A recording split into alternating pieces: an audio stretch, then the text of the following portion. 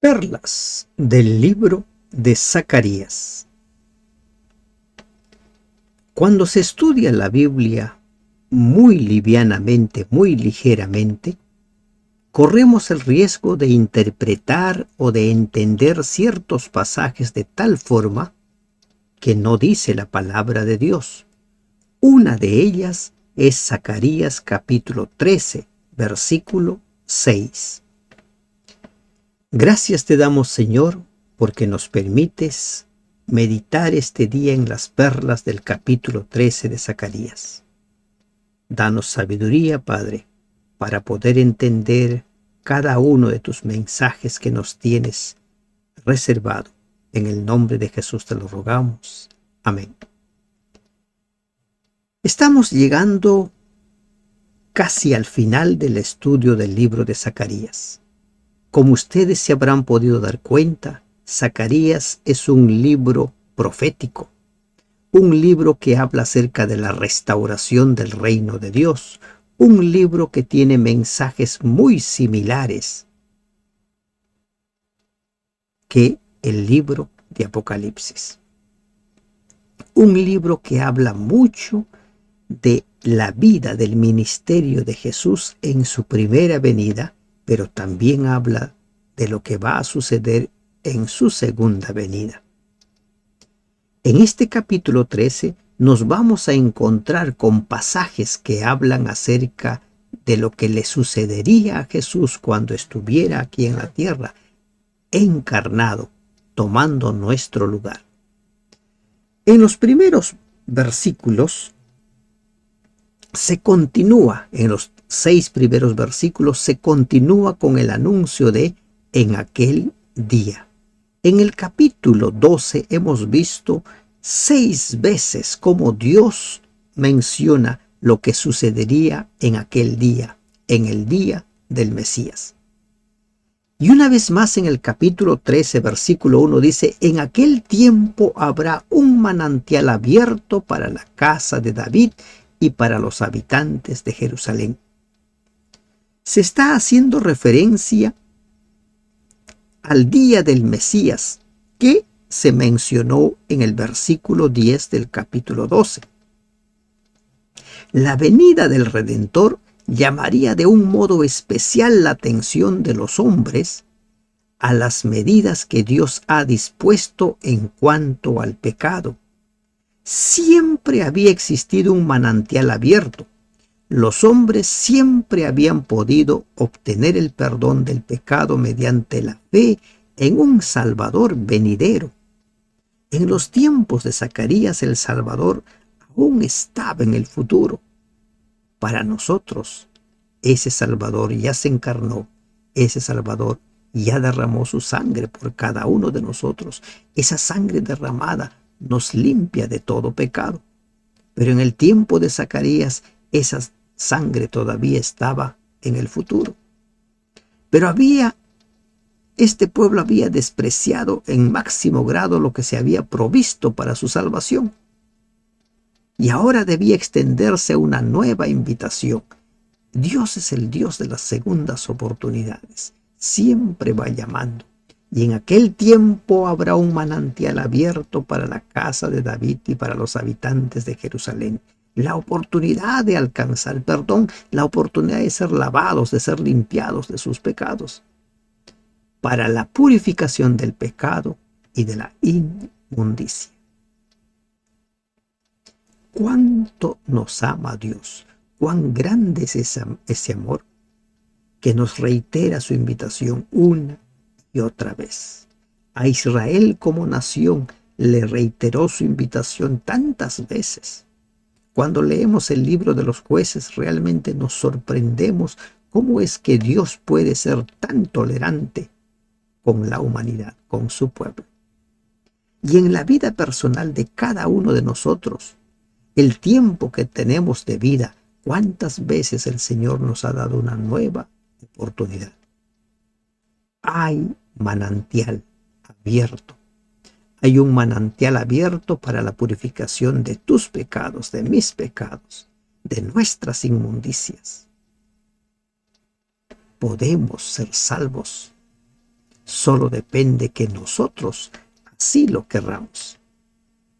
Y en aquel día, una vez más dice, y en aquel día, en aquel tiempo, dice Jehová de los ejércitos, quitaré de la tierra los nombres de las imágenes y nunca más serán recordados. Qué triste es escuchar a ciertos líderes religiosos justificar la adoración a los ídolos, a las imágenes, sobre pretexto de que no se los está adorando, sino se los está venerando. Las imágenes no pueden ser objeto ni de veneración ni de adoración. No te harás imágenes de lo que está en el cielo, ni lo que está en la tierra, ni debajo de las aguas, nada. Y en aquel día, en el día del Mesías, cuando el Mesías establezca su reino, dice, quitaré de la tierra los nombres de las imágenes y nunca más serán recordados. La idolatría no tiene lugar en el pueblo de Dios, la idolatría no tiene lugar en el reino de Dios. Y también haré cortar de la tierra a los profetas y al espíritu de inmundicia. No existirían más los falsos profetas. No existirían más los falsos maestros, los engañadores. Qué lamentable es encontrarnos con personas que conscientes o inconscientemente arrastran a las personas hacia la mentira, hacia el engaño, hacia supuestos, hacia medias verdades. Pero en el día del Señor, en el día del Mesías, no habrá imágenes. La idolatría no tiene lugar. Los falsos profetas no tienen lugar. Los falsos maestros no tienen lugar. La inmundicia no tiene lugar. Hay un manantial para ser lavados. Hay un manantial para ser limpiados. Nadie que justifique su pecado, nadie que justifique su defecto de carácter forma parte del reino de Dios. Jesús siempre habló de perfección. Y Santiago 4 dice, el que sabe hacer lo bueno y no lo hace le es pecado. ¿Qué es perfección? Es vivir de acuerdo a la luz que conoces. Vivir de acuerdo a las revelaciones que has recibido. A cómo vas descubriendo las perlas y esas perlas los aplicas o no los aplicas. Esas enseñanzas. Recuerda que la corona de vida es solo para los vencedores. Apocalipsis reitera una y otra vez en las cartas a las iglesias que la corona es para los vencedores, no para los que justifican su pecado. Y ese día no habrá idólatras, ese día no habrá falsos profetas, ese día no habrán falsos maestros, no existirá la inmundicia, no tiene lugar. El pecado ha de ser desarraigado. De los versículos 3 al 6, nos encontramos con un mensaje sobre los falsos maestros, sobre los falsos profetas. Y no perdamos de vista esta parte. ¿Por qué? Porque aquí nos encontramos nosotros con una declaración en el versículo 6 que muchos lo utilizan para aplicarlo a Jesús. Vayamos desde el versículo 3 en adelante. Mire, dice, ¿qué dice acá? Y acontecerá que cuando alguno profetizare aún, ¿no? En el día del Mesías, cuando alguno profetizare aún, o sea, los falsos profetas, le dirán su padre y su madre que lo engendraron, no vivirás, porque has hablado mentira en el nombre de Jehová. No vas a vivir. Y su padre y su madre que lo engendraron le traspasarán cuando profetizare. Presten atención a esta parte. Y su padre y su madre que lo engendraron le traspasarán cuando profetizare. Recuerden esta última frase, le traspasarán. ¿A quién van a traspasar? Al falso profeta. ¿Quiénes lo van a traspasar? Su padre y su madre. ¿Por qué? Porque han hablado mentira. ¿De acuerdo? El falso profeta, a ese falso profeta, su padre y su madre le dicen que no van a vivir, no vas a vivir porque has hablado mentira, y su padre y su madre le traspasarán. Vayamos al versículo 4. Y sucederá en aquel tiempo que todos los profetas se avergonzarán de su visión cuando profetizaren. ¿Los verdaderos o los falsos?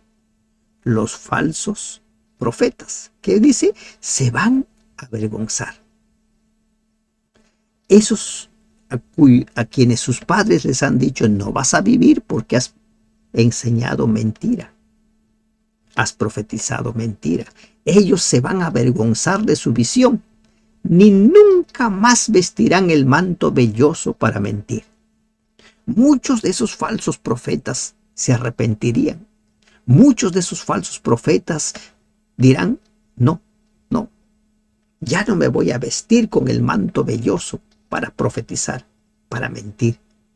Oh, si tantos falsos maestros, falsos profetas de nuestros tiempos entendieran este mensaje y dejaran de mentirse del manto velloso para mentir.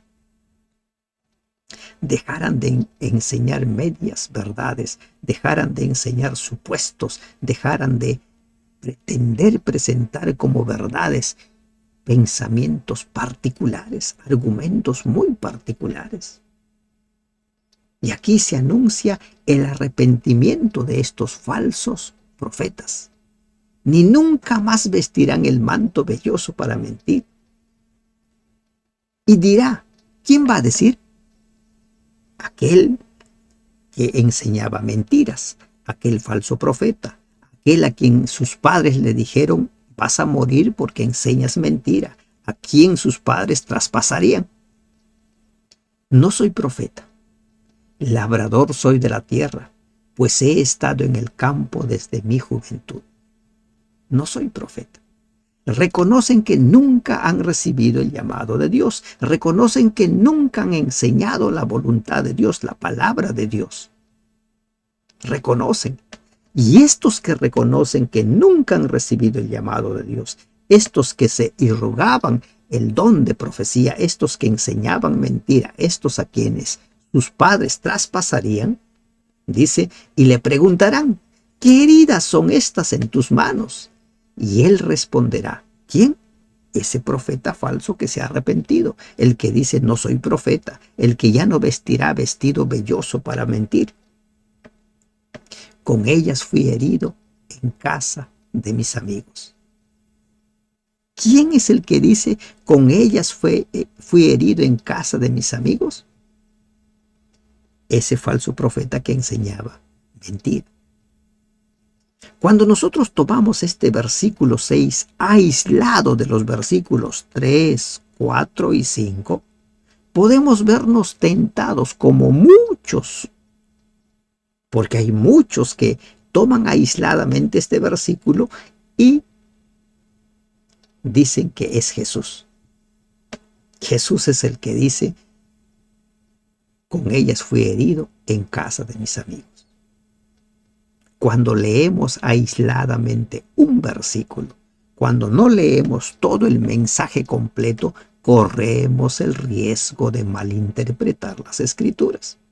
Y esta perla hay que tenerlo muy presente. Por eso es que la Biblia hay que leer todo el capítulo, todo el contexto, para no caer en errores. Hay muchos errores que se enseñan en las iglesias. Supuestamente la Biblia lo dice, pero cuando se quiere demostrar con un escrito está, no se puede. Si alguno quiere aplicar a Jesús este versículo, ¿qué heridas son estas en tus manos? Lo tendrían que hacer, pero en segundo grado, en tercer grado, pero no es una aplicación directa. La enseñanza directa de este versículo es sobre los falsos profetas que enseñan mentira, a quienes sus padres les dicen, vas a morir porque enseñas mentira, a quienes sus padres traspasaron. ¿Y quiénes son los amigos que hirieron a este falso profeta, que ahora está arrepentido? Sus padres. Sus padres le traspasarán, dice el versículo 3. ¿Recuerdan? Su padre y su madre, que lo engendraron, le traspasarán cuando profetizare. Con ellas fui herido en casa de mis amigos. ¿A quién se refiere? Al falso profeta que se ha arrepentido, que dejó de vestir el vestido velloso. Y aquí hay una gran enseñanza para los falsos profetas, para los falsos maestros, para aquellos que enseñan medias verdades. Aún hay tiempo para que se arrepientan. Aún hay tiempo para que dejen de mentir. Aún hay tiempo. Es lamentable que se siga enseñando que las leyes de Dios ya no están vigentes. Es lamentable que se siga enseñando que hay un nuevo pacto, que el nuevo pacto no tiene ninguna relación con el antiguo pacto. Es lamentable. Y precisamente del versículo 7 al versículo 9 vamos a encontrar ahora cómo es que ese nuevo pacto es el mismo que el antiguo pacto. Recuerden que Zacarías nos habla también de un nuevo pacto como habla Jeremías. Pero los pactos son el mismo. ¿Cuál es el pacto? Dios, nuestro Dios, nosotros, su pueblo. Ese es el pacto. Que tú lo aceptes a Dios como tu Dios y decidas ser su pueblo, su hijo, su hija. Ese es el pacto.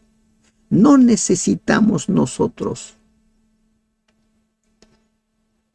dar tantas vueltas para entender lo que es pacto. Levántate, oh espada, contra el pastor y contra el hombre compañero mío, dice Jehová de los ejércitos. Hiere al pastor y serán dispersadas las ovejas, y haré volver mi mano contra los pequeñitos. El pastor de Jehová herido. En los versículos del 3 al 6 se habla del falso profeta o del falso pastor. Y el versículo 7 al 9 se habla del pastor de Jehová. Y este versículo nos tiene varias enseñanzas. Tiene varias enseñanzas. Primero dice, levántate, oh espada, contra el pastor. ¿Quién es este pastor?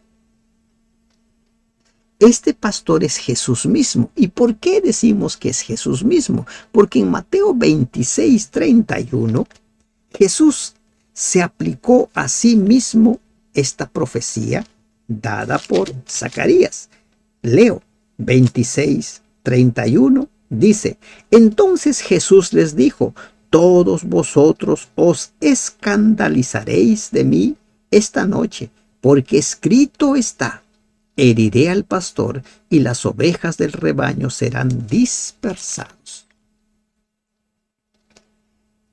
Levántate, oh espada, contra Jesús. Estoy cambiando el nombre porque Jesús aplica a sí mismo este pasaje. Y contra el hombre compañero mío, dice Jehová de los ejércitos. Jehová, Yahvé, como conocemos. Ahora encontramos aquí a los dos personajes de la deidad aquí. Hay mucha gente que niega lo evidente. Dice, no hay un solo Dios, no hay tres, no son tres. Pero la Biblia abunda en enseñanzas. Desde el mismo Génesis, hagamos al hombre. Jesús mismo cuando se bautizó, el Padre diciendo, he aquí, este es mi Hijo, el Espíritu Santo descendiendo en forma de paloma. Jesús mismo antes de dejar a sus discípulos les dice, les conviene que yo me vaya para que venga el Consolador. Y aquí encontramos, ¿quién dice? Y contra el hombre compañero mío. ¿Recuerdan en un capítulo anterior donde se habla acerca de el consejo de paz? El compañero mío. Dice Jehová de los ejércitos. Encontramos aquí a los dos Jehová, del que ya hemos visto también en el libro, en este mismo libro de Zacarías, cuando se muestra la investidura del sumo sacerdote Josué, capítulo 3. Hiere al pastor y serán dispersadas las ovejas, y haré volver mi mano contra los pequeñitos. ¿Quiénes son los pequeñitos? Si tomamos las palabras de Jesús dadas en Mateo 25, en el juicio de las naciones, los pequeñitos son todos sus seguidores. En el juicio de las naciones se dirá: pasa al gozo de tu Señor por cuanto hiciste esto, mis hermanos, los pequeñitos. ¿Recuerdan? Tuve hambre, me diste de comer. Tuve sed, me diste de beber. Estuve enfermo, me visitaste. ¿A quién? A los pequeñitos, los hermanos de Jesús. Hiere al pastor y serán dispersadas las ovejas. En el mismo Mateo 26, 56, se cumplió esta profecía. Mas todo esto sucede para que se cumplan las escrituras de los profetas. Entonces todos los discípulos, dejándole, huyeron. Zacarías es un profeta mesiánico por excelencia. En el Evangelio de Juan también encontramos referencia al cumplimiento de esta profecía. En el versículo 32 del capítulo 16. He aquí la hora viene y ha venido ya, en que seréis esparcidos cada uno por su lado, y me dejaréis solo, mas no estoy solo, porque el Padre está conmigo. Estaba anunciado que el pastor sería herido, que el pastor sería tomado prisionero. Estaba anunciado que todos lo dejarían. Y Jesús en el juicio estuvo solo, aunque de lejos iba acompañando Juan, en un primer momento también Pedro, y después Pedro sale huyendo tras el canto del gallo, ¿recuerdan? Zacarías es un profeta mesiánico por excelencia. Cuán poco se enseña Zacarías, ¿verdad? Y por eso es que es necesario que estudiemos la Biblia capítulo a capítulo, versículo a versículo, para ir entendiendo las grandes verdades, que no podríamos hacerlo si descuidamos ese estudio. Si tú eres las personas que quieren resúmenes, considera, no es bueno. Hay que estudiar versículo a versículo. Sigamos avanzando. Dice: y acontecerá en toda la tierra, dice Jehová, que las 2/3 partes serán cortadas en ella y se perderán, mas la tercera quedará en ella. Aquí encontramos otra gran lección. Miren, aquí encontramos otra gran lección, y es una perla realmente maravillosa. Zacarías anticipa las condiciones que habrían existido si es que los judíos hubieran cumplido con su misión. ¿Qué habría pasado si los planes de Dios hubieran contado con la participación activa de los judíos? Estos propósitos del cielo se habrían cumplido. Un gran número, aunque no todos, habrían aceptado al Mesías. Y aquí habla de la tercera parte. Dice: acontecerá en toda la tierra que las 2/3 partes serán cortadas en ella y se perderán. ¿Qué nos dice la palabra de Dios? Muchos son los llamados, pero pocos los escogidos. Un gran número. Y aquí no se nos está hablando de cantidades exactas. No tenemos por qué nosotros decir, bueno, las 2/3 partes, aplico mis matemáticas, entonces si son 100, 33.333 se va a salvar y lo demás se salva, se pierde. ¿No? Muchas veces, como el 3 que hemos visto anteriormente, son símbolos. Pero se nos está hablando de que la mayoría se va a perder y que solo la tercera parte quedará en ella. Y esto también trae por tierra a aquellos que utilizan la enseñanza de Jesús en Mateo 24, donde dice: dos están en el campo moliendo, uno es tomado, uno es dejado. Y entonces han armado toda una doctrina, toda una creencia del rapto. Uno es tomado, otro es dejado. Y literalmente lo han tomado, como si 50% de la humanidad se va a salvar y 50% se va a perder. Y aquí Zacarías, ¿qué está diciendo? El 33.33333% se va a salvar. ¿Así está diciendo? No. La enseñanza es que pocos van a aceptar el mensaje, pero la gran mayoría se va a perder. Esto de la tercera parte se utiliza mucho en Apocalipsis.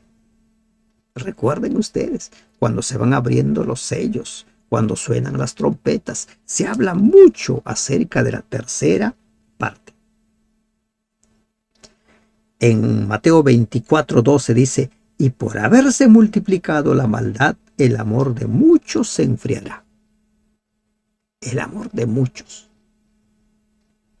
Entonces no es que dos están moliendo, uno se salva, uno se pierde. 50% se salva y 50% se pierde. Y tampoco es cierto que el 66.333% o 6666 se va a perder. No es eso, sino que la mayoría lamentablemente elige el camino fácil. Elige el camino de la complacencia, elige el camino de yo hago con mi vida lo que quiero, ¿verdad? La gran mayoría. ¿Y qué va a suceder con esa tercera parte? Con ese remanente. Versículo 8, 9. Y meteré en el fuego a la tercera parte. ¿Ya? Tremendo. Meteré en el fuego la tercera parte.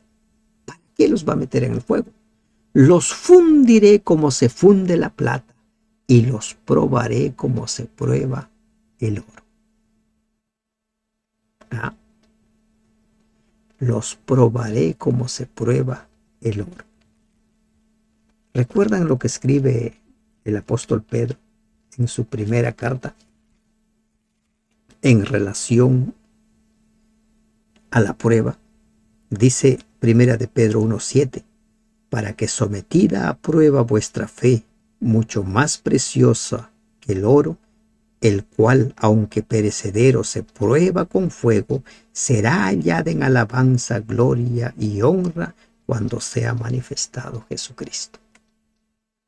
Es lo mismo que nos dice Zacarías 13:9. Probado en fuego. Probado como se prueba el oro. Todos vamos a pasar momentos de pruebas. Por eso es que cuando te lleguen las pruebas, no te lamentes. No te preguntes por qué me pasa esto a mí, si yo soy buen cristiano, si yo soy temeroso de Dios, soy temerosa. No. ¿Para qué el Señor permite que pase estas pruebas? ¿Para qué el Señor permite que esté yo en el horno de fuego, en el crisol? ¿Para qué? ¿Y qué dice? Para ser probados. ¿Qué dice Pedro? Para que nuestra fe salga más puro que el oro mismo. Para cuando Jesús se manifieste, ese pueblo con las manos en alto lo recibirá. ¿Qué dice el versículo 1 de Zacarías? Hay un manantial para lavarse, para limpiarnos. Y ahora, ¿qué dice el versículo 9? Probados, purificados, libre de inmundicias. Recuerda, versículo 3 o el versículo 2. La mentira y la inmundicia no forman parte del reino de Dios. La idolatría no forma parte del reino de Dios. Y la última parte es el pacto. Él invocará mi nombre y yo le oiré y diré: pueblo mío.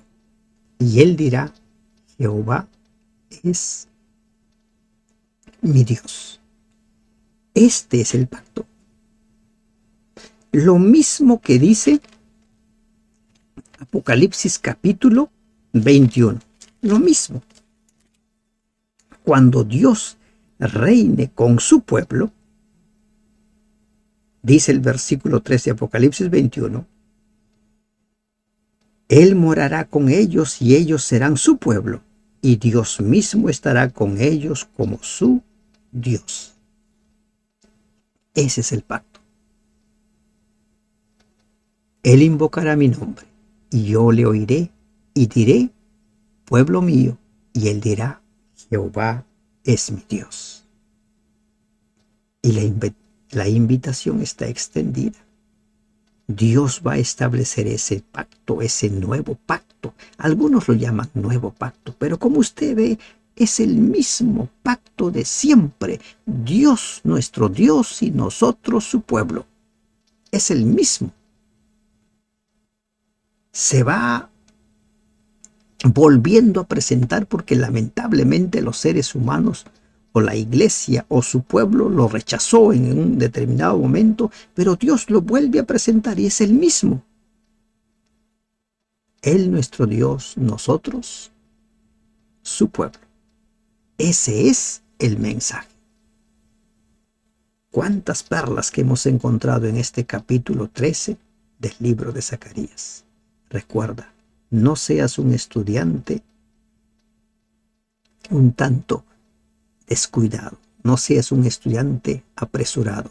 Estudia las Escrituras con mucha oración, con mucha súplica para que el Espíritu Santo te ayude a entender, y cada perla que rescates, aplícalo a tu vida. Tú debes formar parte de esa tercera parte que ha de ser sometida al fuego, probado como el oro, y formarás parte del reino de Dios, porque Él será tu Dios y tú su pueblo, porque nosotros seremos su pueblo y Él nuestro Dios. Que Dios te bendiga. Amén.